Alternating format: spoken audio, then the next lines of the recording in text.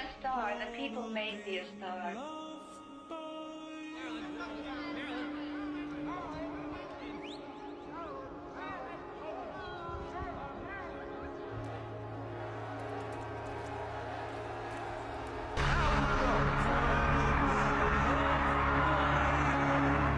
Marilyn Monroe, the golden girl of Hollywood. Last but not least, we give you Marilyn Monroe, the brightest star. Marilyn Monroe, the name itself symbolizes Hollywood. She's the blonde all gentlemen prefer. She's all the it girls, oomph girls, golden dream girls rolled into one. She's Marilyn Monroe, superstar. She's Marilyn Monroe. The GIs come a-running, vowing unconditional surrender. Never underestimate the power of you-know-who.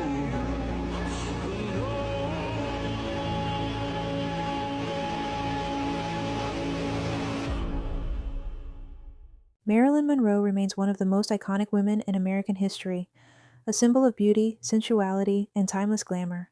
But behind her flawless image and unforgettable smile may have been a much more disturbing reality. What if Marilyn wasn't just a beloved actress and sex symbol, but also a carefully controlled figure, possibly even a sacrifice within the dark machine of Hollywood? While the world adored her, some believe Marilyn's life behind the scenes was marked by manipulation, isolation, and psychological torment. It's been alleged that she was not only surrounded by powerful handlers, but also subjected to intense control, possibly linked to the controversial Monarch mind control theory, said to be a branch of the CIA's MKUltra program. The Monarch program is believed to be a covert CIA mind control operation, said to be an offshoot of Project MKUltra, a real government program that experimented with behavior modification, hypnosis, trauma-based conditioning, and hallucinogens like LSD during the Cold War era. While MKUltra was publicly exposed in the 1970s, the Monarch program remains unacknowledged and is considered by many to be a black-budget project that continued underground. It is often associated with Monarch mind control, or Monarch programming, and widely believed to involve severe trauma to create dissociation, the formation of alters, fragmented personalities or alternate identities, the use of triggers, symbols, and commands to activate those personalities, deep psychological control over individuals, especially those in entertainment, politics, or elite families. When most people hear the phrase mind control, they assume it's fiction or internet folklore. But MKUltra was real, and it's been declassified. In the 1970s, the CIA publicly admitted to running secret experiments on US and Canadian citizens without their consent. These experiments included the use of LSD, hypnosis, isolation, and sensory deprivation, all aimed at exploring ways to manipulate the human mind. Today, you can go to CIA website and find actual documents confirming this. Here, I'm showing you some of those screenshots, so you can see for yourself that this isn't conspiracy, it's history. Many researchers and survivors believe the MKUltra program didn't end. It simply went deeper underground. One of the most talked about alleged continuations is something often called Monarch programming. Unlike MKUltra, there are no officially declassified documents confirming Monarch exists. Instead, it shows up in personal testimonies, independent investigations, and patterns that seem to repeat across stories of trauma, dissociation, and control, particularly in certain entertainment and elite circles. So while MKUltra is confirmed and documented, Monarch remains unacknowledged, officially at least. But that hasn't stopped survivors from speaking out. Keep in mind, MKUltra was once dismissed as a conspiracy theory too, until declassified CIA documents confirmed its existence. The name Monarch is symbolic.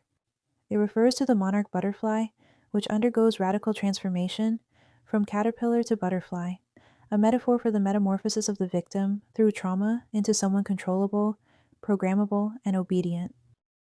Many theorists believe Hollywood has long been used as a breeding ground for Monarch programming, producing celebrities who serve as puppets for powerful institutions. These public figures are often highly sexualized from a young age, surrounded by handlers, agents, managers, producers, displaying signs of breakdowns, dissociation, or glitches, repeatedly placed in roles or settings involving symbolism, mirrors, butterflies, cages, masks, etc.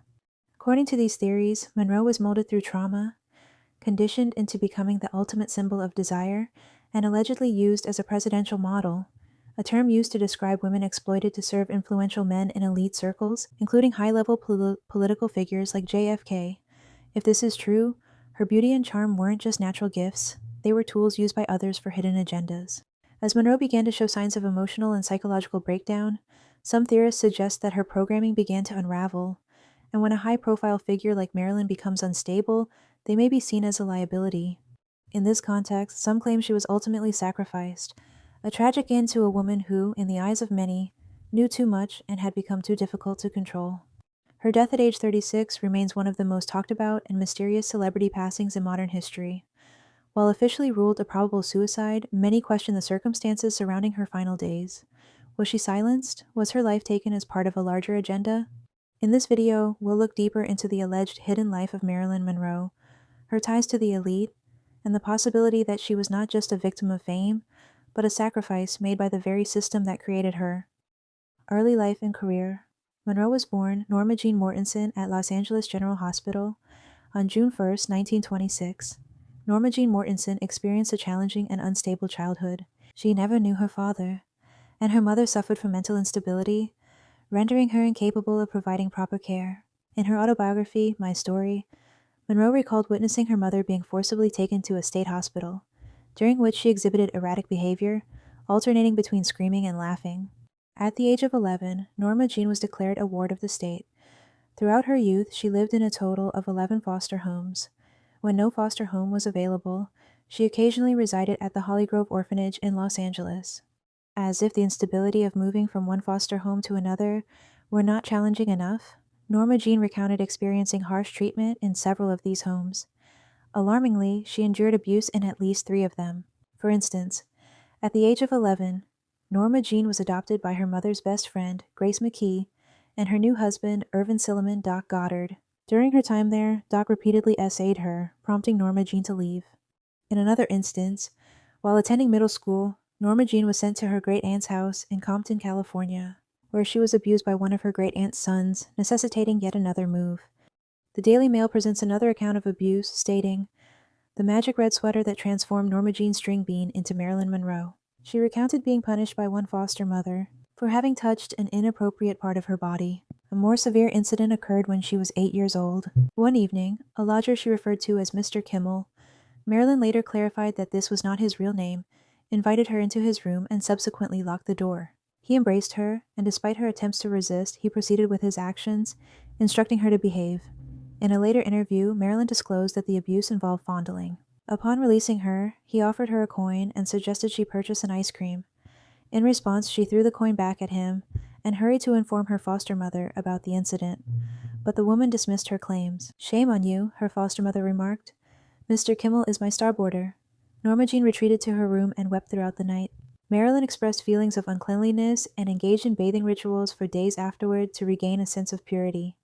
Such repeated efforts to achieve cleanliness through showers or baths are common behaviors among victims of assault. Marilyn noted that she began to stutter following the incident and would revert to stuttering during times of stress. When discussing the abuse with one interviewer, she exhibited stuttering. The evidence suggests that she was a victim of childhood abuse, which contributed to her early sexualization and later inappropriate behaviors as an adult. Norma Jean's tumultuous and occasionally traumatic upbringing rendered her an ideal subject for Monarch mind control. As a ward of the state, she lacked a consistent family environment. Fritz Springmeier, in the Illuminati formula to create a mind control slave, notes that some children reside in foster homes with adoptive parents, in orphanages, or under the care of guardians. And due to their dependence on non-related adults, these children are often vulnerable to being exploited as mind control operatives for intelligence agencies. Norma Jean's background positioned her as an ideal candidate for beta programming, commonly referred to as kitten programming. As an attractive and charismatic woman, aspiring to enter the entertainment industry, she embodied the characteristics sought after for this programming. Beta, the second letter of the Greek alphabet, symbolizes the sexual models and alters that programmers develop. This form of programming engages the primitive part of the brain. An early traumatic experience is utilized to anchor this programming, which subsequently leads to Monarch programming. Now let's talk about Marilyn's contact with occult Hollywood. Prior to achieving fame, Norma Jean was known as Mona. During this time, she encountered Anton LaVey, the individual who would later establish the influential Church of Satan. According to Springmeier, LaVey served as a mind control handler, and Monroe became one of his kitten slaves. Individuals who have been victimized by LaVey have identified him as a mind control programmer. During the same period, LaVey was also involved with actress Jane Mansfield, often referred to as the working man's Marilyn Monroe. Anton LaVey is believed to have acted as a mind control handler and programmer for various Hollywood stars, including both Mansfield and Monroe.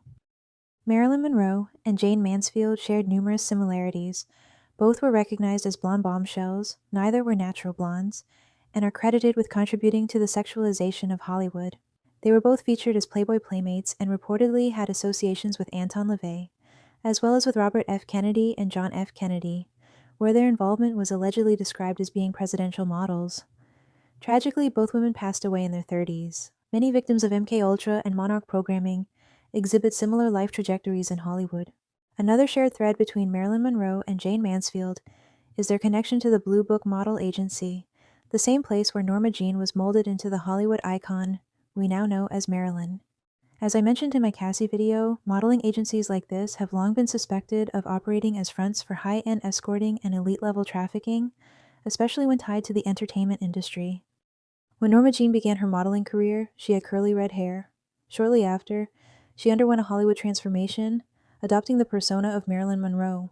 Industry insiders encouraged Norma Jean to have cosmetic surgery, change her name to Marilyn Monroe, and dye her hair platinum blonde.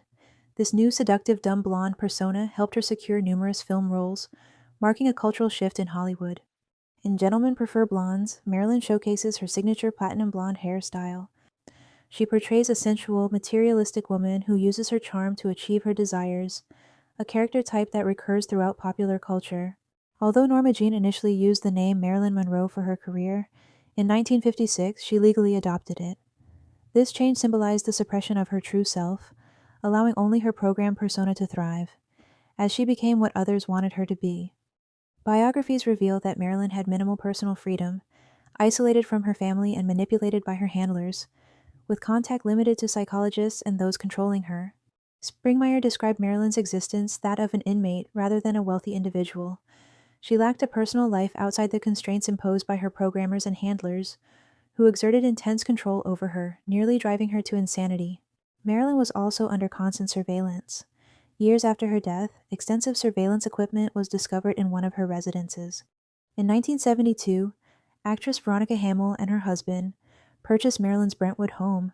During renovations, a contractor found a sophisticated eavesdropping and telephone tapping system installed throughout the house. These components were not commercially available in 1962, described by a retired Justice Department official as standard FBI issue. This discovery supported conspiracy theories suggesting that Marilyn was monitored by the handlers. The new owners spent $100,000 to remove the surveillance devices. In 1956, Marilyn Monroe converted to Judaism and married screenwriter Arthur Miller. At that time, her primary relationships were with her husband, acting teacher Lee Strasberg, and psychiatrists Margaret Hohenberg, Marianne Criss, and Ralph Greenson. Marilyn's life was incredibly monotonous. Her doctor appointments, which were primarily with psychiatrists, and acting lessons were nearly all she anticipated. Lee Strasberg served as Monroe's acting coach. Elia Kazan described him as having the aura of a prophet, magician, witch doctor, psychoanalyst, and a feared father of a Jewish home. The fact that these individuals were the sole influences in Marilyn's life is evident as they inherited most of her estate. Strasberg received 75%, while Dr. Criss obtained 25%. Marilyn began associating with Lee and Paula Strasberg around 1955, quickly becoming heavily influenced by them, affecting nearly every aspect of her life. Many of her friends and colleagues felt uncomfortable with this dynamic, but were powerless to intervene. Arthur Miller expressed concerns to Marilyn during their marriage. In her final year, signs emerged that Marilyn's trust in the Strasbergs was waning, and she appeared to be considering ending their control, suggesting a potential change to her will. Following her death, Marilyn's will was contested on the grounds of undue influence by her handlers. On October 25, 1962, the Los Angeles Times reported that Marilyn Monroe's will was contested by her longtime business manager Inez Melson, who, not being a beneficiary, claimed Marilyn was under the undue influence of Lee Strasberg or Dr. Marianne Criss when the will was created. Further evidence of the excessive control exerted by her psychiatrists is that Ralph Greenson discovered Monroe deceased. His presence at her home late at night raises questions about the circumstances surrounding her death. In summary, Much like other Monarch slaves, Marilyn's handlers controlled every aspect of her life, completely isolating her from family. Despite having family, Marilyn Monroe was isolated from them by her doctors, psychologists, and acting coaches. Attempts by her relatives in the Los Angeles area to connect with her were obstructed. Isolated from family and lacking friends, Monroe visited therapists almost daily. Were these sessions merely programming? As the frequency of visits increased, her condition deteriorated. A particularly haunting narrative is The Surgeon's Story, a text written by Monroe herself. The Surgeon's Story is a poem by Monroe detailing her experience of being cut open by Lee Strasberg and psychiatrist Margaret Hohenberg. Some interpret it as a nightmare, while others view it as a depiction of mind control. Monroe recounts being drugged and operated on, stating she didn't mind the operation as she felt prepared, suggesting possible dissociation. She describes seeing only white, which may indicate sensory deprivation, a technique associated with MK Ultra programming. Upon being cut open, the doctors found finely cut sawdust inside her, akin to a Raggedy Ann doll, reflecting the perspective of someone who has lost connection with their true self. Monroe perceives herself as an empty doll. Jason Kennedy, a family member, claims The Surgeon's Story illustrates mind control techniques, including sensory deprivation and dissociative anesthetics. Kennedy contends that the narrative reflects Marilyn Monroe's actual experiences during covert mind control sessions conducted in 1955 by Lee Strasberg and Hohenberg, ostensibly to help her overcome acting-related psychological blocks. Under the pretense of therapeutic support, Monroe was encouraged to revisit deeply traumatic childhood memories, an approach that ultimately blurred the boundaries between healing and manipulation. This process left her psychologically disoriented, as she gradually shifted in her writings from identifying as a student to describing herself as a patient. Kennedy characterized this process as a mental operation, not involving physical harm, but psychological coercion intended to fundamentally alter her behavior. He argued that it had little to do with acting technique and far more in common with psychological extortion, deploying methods consistent with mind control programming. Notably, Strasberg frequently referred to himself in quasi-medical terms. In his 1965 publication, Strasberg at the Actors Studio tape-recorded sessions, he even likened his role to that of a doctor, reinforcing the power dynamic he held over his students. Whether the narrative is autobiographical or symbolic, it unmistakably reflects the fragmented mindset of someone subjected to psychological manipulation. It encapsulates the confusion and emotional torment inflicted by those entrusted with her care and development. In 1961, under the guidance of Dr. Marianne Criss, Monroe voluntarily admitted herself to the Payne Whitney Psychiatric Clinic, a decision that quickly devolved into a harrowing ordeal. Registered under the alias Faye Miller, she was confined in a locked, padded cell. Her cries for help were dismissed as symptoms of psychosis, and she was treated with suspicion and institutional cruelty. Threatened with a straitjacket and stripped of her possessions, Monroe found herself at the mercy of a cold and clinical system that failed to acknowledge her humanity. On March 1st to 2nd, 1961, Monroe wrote a 6-page letter to her psychiatrist, Dr. Ralph Greenson, detailing the shocking inhumanity she endured at Payne Whitney. She described being subjected to unnecessary physical examinations and forcibly handled by staff when she resisted. Despite prior assurances, Dr. Criss never visited her. Attempts by Lee Strasberg and his wife to intervene were unsuccessful, underscoring Monroe's isolation and the complete control exerted over her. One of the most disturbing and underreported elements of Monroe's life involves her 2 lost pregnancies, both enveloped in mystery and speculation. While the official narrative frames them as natural miscarriages, several sources allege they were medically induced without her full consent, an act consistent with trauma-based mind control methods used in CIA-backed MK Ultra experiments. Monroe reportedly mourned a child she claimed was taken from her immediately after birth, saying she was never allowed to see the baby.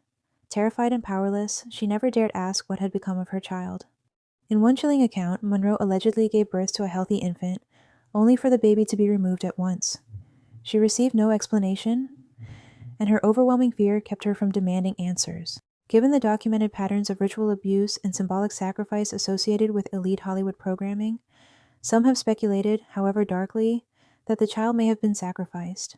Biographical records indicate that both pregnancies were lost at Polyclinic Hospital, a facility Monroe later repeatedly referenced in connection with intense psychological distress.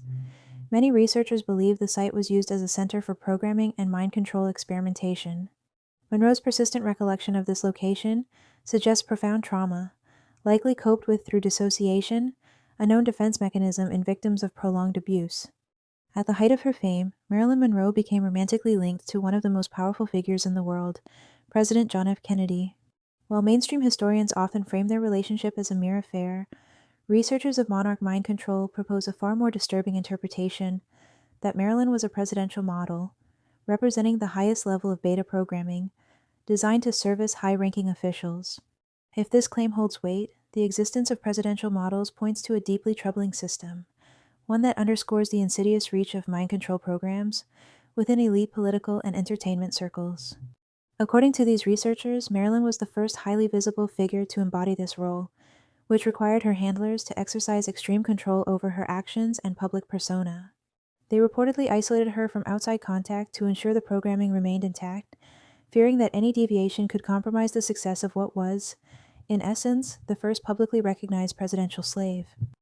In his essay, An Interpretation of Kubrick's Eyes Wide Shut, researcher Adam Greitly delves into the disturbing world of MK Ultra and monarch mind control. He writes, presidential models are allegedly used by big-time entertainers and politicians as playthings, mind-controlled puppets programmed to perform assorted acts at the bidding of their manipulative handlers. Supposedly, Marilyn Monroe was the first monarch slave who achieved celebrity status. For those unfamiliar with the term presidential model, I'll refer them to The Control of Candy Jones by Donald Bain and Long John Nebel. As the story goes, Long John Nebel, a New York radio personality in the 50s to 70s, discovered via hypnosis that his wife, Candy Jones, was a victim of just this sort of mind control project, one of the many MK Ultra mind slaves programmed by CIA psychiatrists and used by high mucky-muck dignitaries to perform their whims, among other assorted duties, such as being used as drug mules and message couriers for this vast network of morally deficient power brokers. More has come to light in this regard in recent years, by way of similar allegations dispersed widely across the internet, as well as such highly controversial books as Transformation in America, by Mark Phillips and Kathy O'Brien, wherein Miss O'Brien relates her own troubling tales of MK Ultra and monarch abuse. On May 19, 1962, Marilyn Monroe delivered her now iconic performance of Happy Birthday, Mr. President, to John F. Kennedy at Madison Square Garden. When Marilyn Monroe took the stage to sing Happy Birthday to President John F. Kennedy, she was introduced with a strange, almost chilling phrase, Mr. President, the late Marilyn Monroe. At the time, it was played off as a lighthearted joke about her being late to the stage, but looking back, the wording feels eerily prophetic. The phrase the late is traditionally used to refer to someone who has passed away, and just 3 months later, Marilyn would be gone under mysterious and heavily contested circumstances. In spiritual discernment and esoteric study, we know that words carry power. Symbolism, timing, and language are rarely accidental, especially when it comes to high-profile figures and public rituals. It's almost as if that introduction wasn't a slip of the tongue, but a symbolic foreshadowing, a subtle announcement of a fate that had already been sealed behind the scenes. Whether consciously or subconsciously, the phrase planted the idea of her death into the collective consciousness, cloaked as humor. Marilyn's appearance that night was already ritualistic in nature. She wore a custom flesh-toned dress so tight and sparkly it gave the illusion of nudity, and her sultry performance had the entire room under a spell. Clad in a sheer flesh-toned gown adorned with over 2,500 rhinestones, and singing in a breathy, sultry tone, Monroe's appearance was more than just a tribute. It has since become a symbol of the intersection between glamour, politics, and power in American history. However, when viewed through the lens of esoteric symbolism and the alleged hidden side of history, this performance takes on a far more unsettling dimension. Some researchers within the realm of trauma-based mind control and monarch programming interpret Monroe's appearance as a calculated public display, one that showcased a high-level beta-sex kitten programmed slave entertaining a president with whom she was intimately linked. In this context, the performance served not just as entertainment, but as ritualized symbolism, meant for both the elite and the masses to witness. Within the reported framework of monarch programming, gemstones are used to denote the roles and hierarchies of mind-controlled individuals. Diamonds or rhinestones, their stage equivalent, are specifically associated with presidential models, a classification reportedly reserved for slaves assigned to serve the most powerful figures, including heads of state.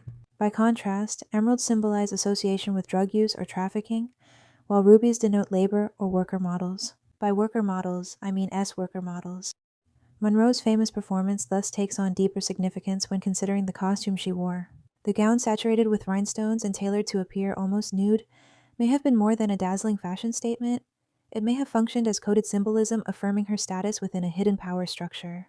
Further supporting this interpretation is Monroe's role in the film Gentlemen Prefer Blondes, where she performs Diamonds Are a Girl's Best Friend, a song that, in retrospect, can be viewed as an anthem, not just of materialism, but of entrapment. Diamonds in this reading are not merely adornments, they're identifiers. What makes this moment especially haunting is its proximity to Monroe's untimely passing. Just under 3 months after the performance, she would be found unresponsive under circumstances that remain controversial to this day. Behind the dazzling rhinestones and iconic smile was a woman who, by many accounts, was deeply troubled and increasingly isolated. Whether viewed as a cultural icon, a victim of exploitation, or both, Marilyn Monroe's final public appearance stands as a haunting and multi-layered symbol of beauty, control, and hidden power. In the final months of Marilyn Monroe's life, her behavior grew increasingly erratic, characterized by troubling anecdotes and a series of intimate entanglements with powerful figures. As her mental health visibly declined, she became involved with several high-profile individuals, including President John F. Kennedy, his brother Robert Kennedy, and actor Marlon Brando. Beyond these high-profile affairs, Monroe was deeply exploited by those within the entertainment industry. In Marilyn, Joe, and Me, June DiMaggio recounts how Monroe was often coerced into interactions with much older men, enduring such experiences by dissociating from reality, an emotional detachment that eerily mirrors the psychological tactics associated with mind control programming. Sitting down and talking to Marilyn Monroe about it. Yes, that was, shortly after that I met Marilyn at a party at Gene Kelly's house. I was a little shocked hearing about Marilyn because apparently Marilyn had been so abused by men and had done so many things to get roles that she hadn't wanted to do. And most of these men, Holly, were fat and old and ugly and hideous. And then she told me, she said, watch out for the wolves in Hollywood, honey. And I said, well, I've been in British films for 3 years, I can handle wolves. And she said, well, not the power bosses, honey. And she said, if they don't get what they want, they'll drop your contract. They've done it to lots of gals. These degrading encounters, coupled with increasing emotional instability, paint a grim portrait of a woman trapped between fame, manipulation, and the relentless erosion of her sense of self. June DiMaggio recounted, Marilyn couldn't afford to feel emotions when she had to sleep with wrinkled old men just to survive in the business. She protected herself by virtually turning off her feelings during those times, as if she were playing a role to detach from the horror of the situation. When these powerful, high-priced moguls owned her body and soul, she couldn't live a life of her own. She told me there were times she'd come home exhausted from a day's shoot, only to get a phone call from one of those powerful old geezers, and her skin would crawl. After some of those horrors, she'd come over and spend an hour or more in our shower. She just wanted to wash away the terrible experience she'd had to endure. She was very beautiful, kind, but sad. And Marilyn, as a pretty young girl, had already been beaten up emotionally, physically, in a town that uses people like disposable Kleenexes. And I woke up early one morning and Marilyn was standing nude at the window looking out at the ocean. And I was 16 years old, so I was looking at her, oh, I'd love to be like her, sexy and she turned around and caught me looking at her, and I could feel myself blushing. And I said, oh, Marilyn, I'd give anything to be like you. And she looked at me with real horror. And she said, oh, no, Susie, don't say that. I'd give anything to be like you. People respect you. And I think that Marilyn would have given up a lot of the fame and adulation and being a sex symbol to have been loved and respected while she was still alive. And one day, she turned to me and she says, oh, Susie, don't say that you want to be like me. I want to be like you. And I said, Marilyn, why? And she said, because people respect you. And she always felt that people didn't respect her. Yeah, and that's really all she wanted, was to be seen for who and what she really was. Marilyn, of all the stars that I know, particularly female, I feel sorry for, I do. I feel sorry for all of our reaction to Marilyn, because Marilyn was a good girl. Marilyn was very, very talented. Anybody that says that she wasn't is crazy. she was working on being Marilyn Monroe. She didn't have any help, really, when you think of it. Everything that she did herself. Concurrently, Marilyn Monroe became increasingly difficult to work with, raising serious concerns among those around her regarding her mental and emotional stability. During the production of her last completed film, The Misfits, Monroe reportedly suffered a serious illness, the details of which were never publicly disclosed. Her treatment by a psychiatrist rather than a physician has prompted speculation about psychological intervention, possibly even related to early forms of trauma-based conditioning or mind control. Frequently unwell and often unable to perform, Monroe resumed her reliance on sleeping pills and alcohol whenever she was away from the influence of her psychiatrist, Dr. Ralph Greenson. Actress Susan Strasberg, who visited Monroe on set, later described her as mortally injured in some way, hinting at profound internal suffering. In August of that year, Monroe was rushed to Los Angeles and hospitalized for 10 days, though the nature of her condition remained vague. Media reports suggested she had been near death. Columnist Luella Parsons wrote that Monroe was a very sick girl, much sicker than at first believed, and confirmed that she was under psychiatric care. In 1962, Monroe began filming Something's Got to Give, a project that would remain unfinished. Her repeated absences and declining health led to her dismissal from the production and a subsequent $500,000 lawsuit filed by 20th Century Fox. The film's producer, Henry Weinstein, described her emotional state during filming in haunting terms. Weinstein emphasized that Monroe's behavior extended far beyond the scope of common emotional distress. The primal terror he witnessed is often associated with extreme trauma, possibly pointing to deeper psychological manipulation and exploitation that plagued her final years. As Anthony Summers noted in Goddess, very few people experience terror. We all experience anxiety, unhappiness, heartbreaks, but that was sheer primal terror. Marilyn tried to reclaim her autonomy. In her final months, she became increasingly resistant, pulling away from her handlers, rejecting directives, and reportedly threatening to go public with what she knew. Whispers surrounded a mysterious red diary she allegedly kept, a journal said to contain explosive secrets about the Kennedys, covert government activity, and the underbelly of Hollywood's elite. This pattern aligns with testimony from survivors of MK Ultra and Monarch programming.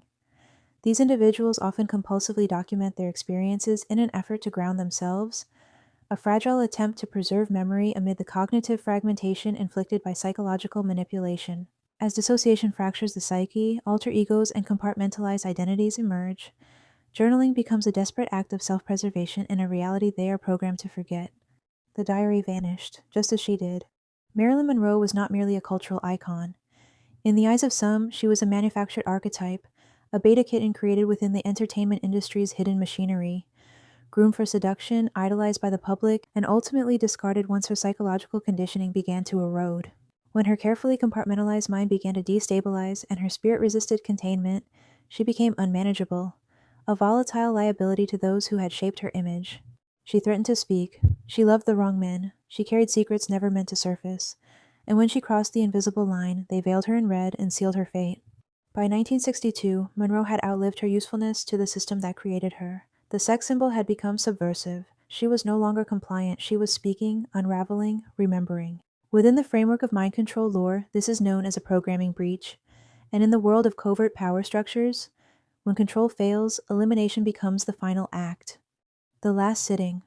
In late June of 1962, Marilyn Monroe participated in what would become her final photo shoot, a session conducted by renowned photographer Bert Stern for Vogue magazine.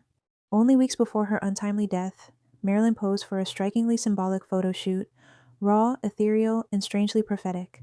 It carried the aura of a woman both breaking free and being watched.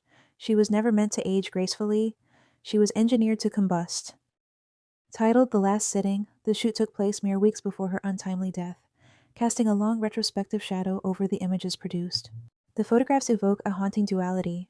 Monroe appears both sensual and fragile, glamorous yet visibly weathered. Her vacant gaze and disheveled composure suggest a woman on the brink, possibly under the influence, and emotionally distant from the radiant icon the public adored. Whether deliberate or unconscious, the imagery is rich with unsettling symbolism. In his subsequent book, The Last Sitting, Stern controversially included a series of photographs that Monroe had personally crossed out with lipstick and marker, images she deemed unflattering or too vulnerable to be seen. With the benefit of hindsight, this act becomes chillingly prophetic. Just as she physically marked herself out of certain frames, she would soon be metaphorically crossed out by the very system that helped construct her. Notably, one of the most striking images features Monroe veiled in red tulle, her eyes closed, a visual that now reads as a symbolic foreshadowing of sacrifice, a ritualistic farewell embedded within a glossy editorial spread. The session took place at the Bel Air Hotel, amid a backdrop reportedly laced with alcohol and rumors of emotional intimacy between Monroe and Stern. It unfolded during one of the darkest chapters of her life. She had recently endured a miscarriage, finalized a divorce, survived involuntary psychiatric institutionalization, and continued to suffer behind the scenes from various forms of manipulation and abuse. The last sitting is remembered not only for its raw intimacy, but also for capturing Monroe at her most exposed, physically, emotionally, and spiritually. As her personal struggles deepened, so too did her alignment with the archetype of the over-sexualized starlet, a pattern frequently observed in individuals subjected to beta programming. In the end, like many who are commodified and discarded by the industry that first exalts them, she would not live to see her 40th birthday. In many occult traditions, including certain branches of Satanism and Luciferianism, ritual sacrifice is not merely symbolic. It is believed to generate immense spiritual energy, especially when the act is emotionally charged, public, and imprinted on the mass consciousness. The greater the collective attention, the more powerful the energetic yield. Marilyn Monroe's death was precisely this, a global shockwave of confusion, grief, fascination, and sorrow. It captivated millions, and with that mass mourning came a psychic rupture, an emotional vortex so potent that, within occult theory, it could be harnessed.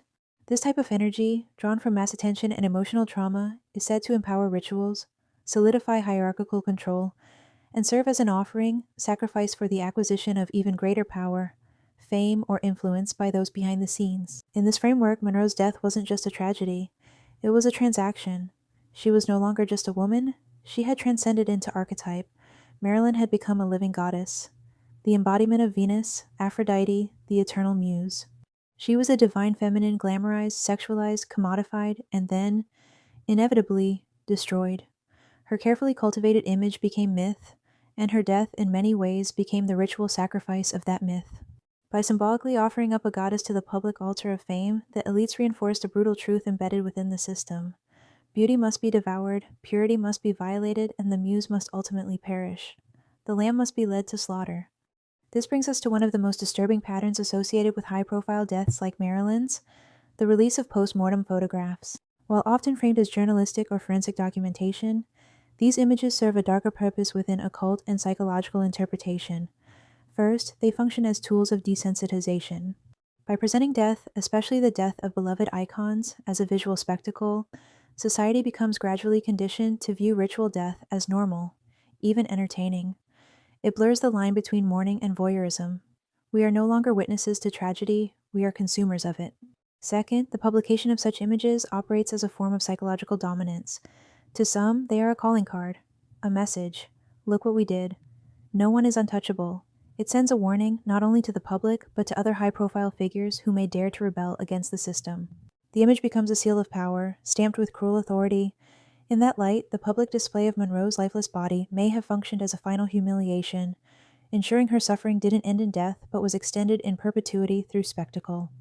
Finally, within occult frameworks, these images serve to seal and amplify the ritual itself. The act of making death iconic, of burning it into the collective memory, magnifies its energetic weight. When an image of a sacrifice figure is replayed, reprinted, revisited across generations, it becomes something more than a memory. It becomes an eternal ritual. The energy of that death is continually stirred, reignited, and consumed. Marilyn Monroe was not simply lost, she was offered. And in that offering, her image was immortalized not just as a tragic starlet, but as a modern-day goddess sacrificed before the world. Her death remains an open ritual, captured in film, in photographs, and in the minds of millions. And while the public mourned her, those who understood the deeper mechanics of the system may have celebrated.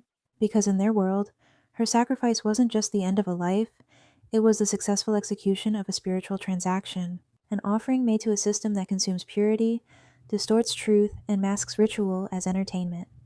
The whole world watched, yet no one knew what they were truly witnessing.